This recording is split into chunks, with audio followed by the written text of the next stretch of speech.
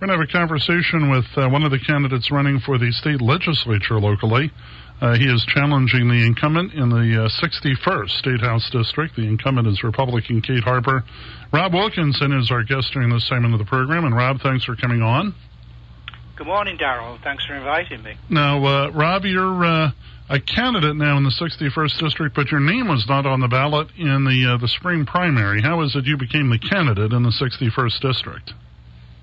So originally we had a young lady called Melissa Flowers running for the office. Melissa has a young family, 3 children, and she was going to school at the same time. Wow. She quickly discovered that the effort required to run for office was beyond her scope, and she didn't really have enough time to put into it. So as a result of that, she backed out of it, and the county party and the state party asked me to run in her stead.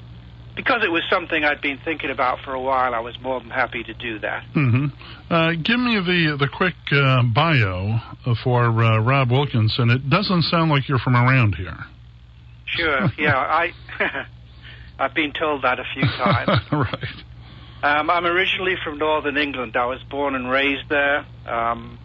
Listeners who are familiar with Downton Abbey, that's the region I essentially come from, North Yorkshire and South Durham. Mm-hmm. I went to university in London and studied computer science. And in the 70s, I began working for a U.S. computer company that probably many of your listeners would be familiar with.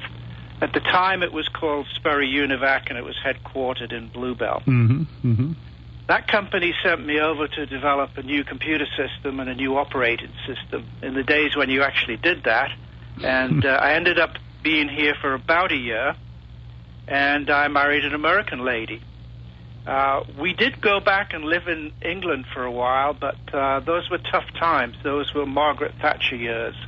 And eventually we did move back to the U.S. and to the Bluebell area, and I've been in that area ever since.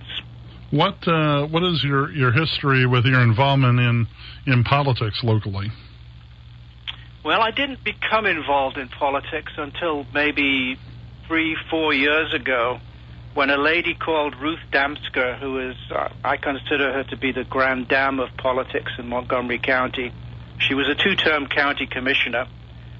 She got me involved in Upper Gwynedd politics, and for the last few years, I have chaired both the Upper Gwynedd Democratic Committee as well as the North Wales Democratic Committee.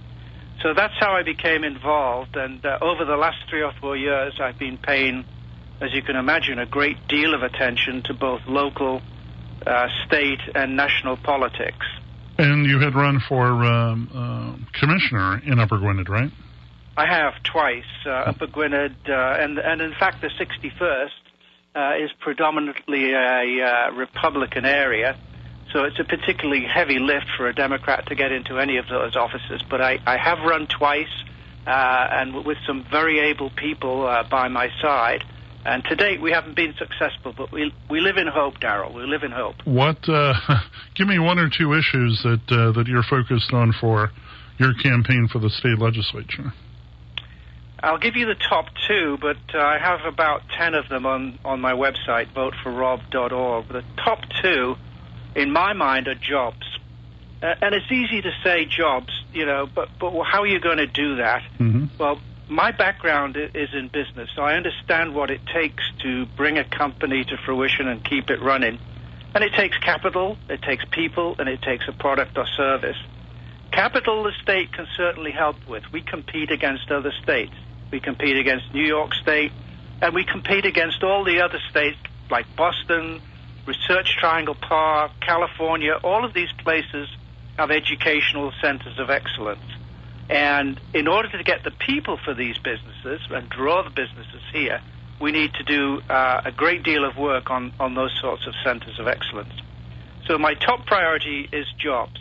And I think as a business person, we can look at best practices to bring those jobs to the area. Mm-hmm.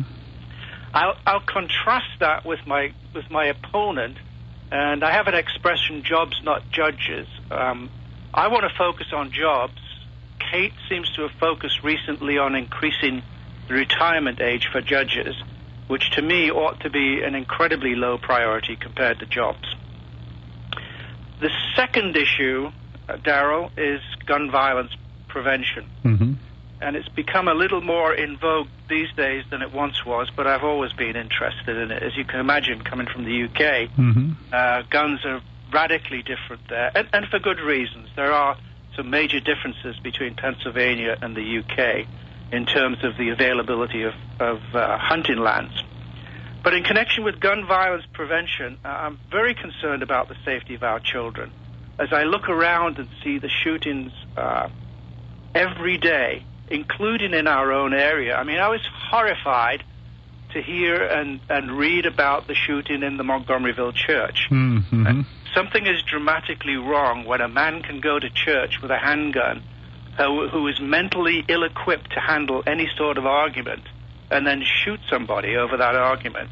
So something definitely needs to be done, and that's an area that I would like to focus on strongly. We have scheduled a forum between Rob and the incumbent Kate Harper. As a matter of fact, we'll talk for a few minutes with Kate later this morning at 8:45. But I believe we've got a forum. I think it's September 9th, although I don't have the calendar in front of me. I think September 9th. If that's a Friday, we hope to have both candidates on the program then and sort some of these issues out and spend a fair amount of time on Comment Please by Innovest going into these issues. But again, give me your website if you would. It's easy to remember, voteforrob, ROB.org. Voteforrob.org, Darrell. All right, Rob Wilkinson, we appreciate the time this morning, and we'll see you on the Comment Please by Innovest program on the 9th of September. I look forward to it.